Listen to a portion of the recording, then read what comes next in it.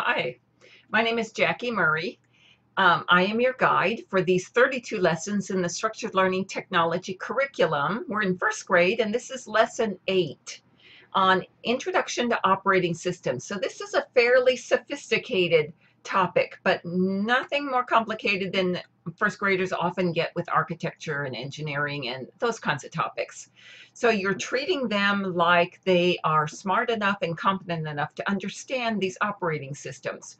What you're really going to help them understand is, why is their home computer different from the one they have at school? Now, if they're both PCs, okay, that's a whole different thing. But let's say they have the smartphone at home or an iPad. In school, you've got Chromebooks. So you're helping them understand that you can have all these different operating systems that run these digital devices, and things will be the same or different about them. So they just have to be critical thinkers and problem solvers.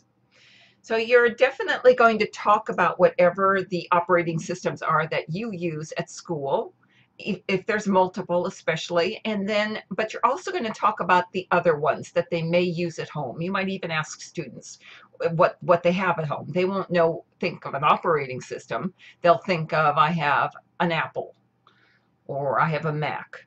They'll think along those lines. And that's fine. Then you can talk more about that.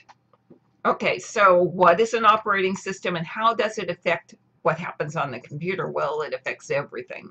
Skills are influenced by the digital device being used. They just aren't the same. When we go through these lessons, you have firsthand experience of this, because when we go through these lessons, you'll see things that you go, okay, I can't do that on my iPad. So you have to do something related to it. I'll say create a trifold.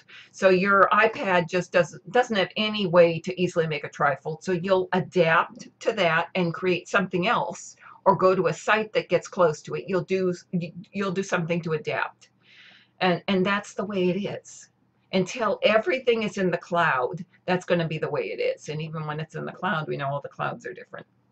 So, okay.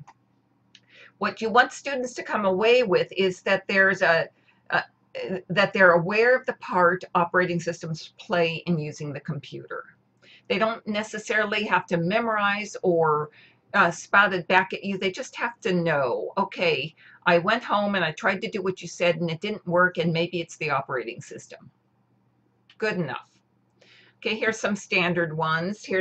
You're going to go over at least 2 different devices, your Chromebook, your iPad, your Surface, your whatever you have, and at least find 3 or 4 items that are different on those. Like, these are examples you might use, and we point them out here on the Chromebook.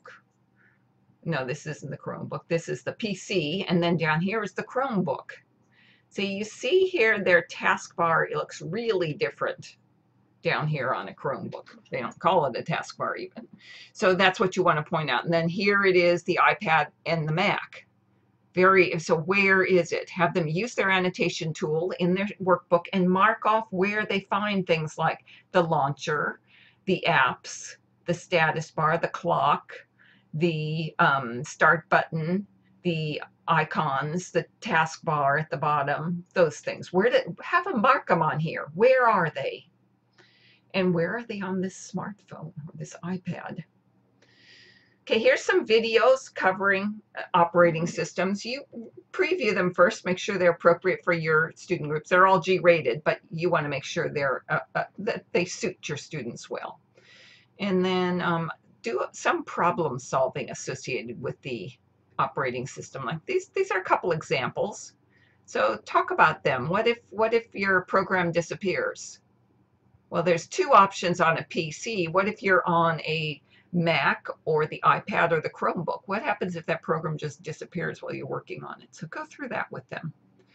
Let's see if there's anything in here this is the student workbook. So they do have, if you get done early, there's some really good sites besides these operating system ones. These are on using the internet. And these students will find that they're exactly the same regardless of their operating system. So it's worth it for them to notice that. that they go onto the internet through their iPad, through their Chromebook, and these programs will look exactly the same. They don't look the same if you try to go through an app. So if that's an issue with you, that's a really good one to point out. None of these are apps. These are all websites, but you might have an app that you want to show the difference between, okay, this is this program on an app, this program would be good for an iPad, this is the program on the PC or on the internet web-based, and then that would be good for laptops and desktops and others. Okay, that is it. All right, guys, let me know if you have any questions. I'd love to hear how this goes in your classroom. I hope it doesn't sound boring to the students. If it does, let me know. And if you figure out how to perk it up, let me know that too. All right. I'll talk to you soon. Have a great week. Bye.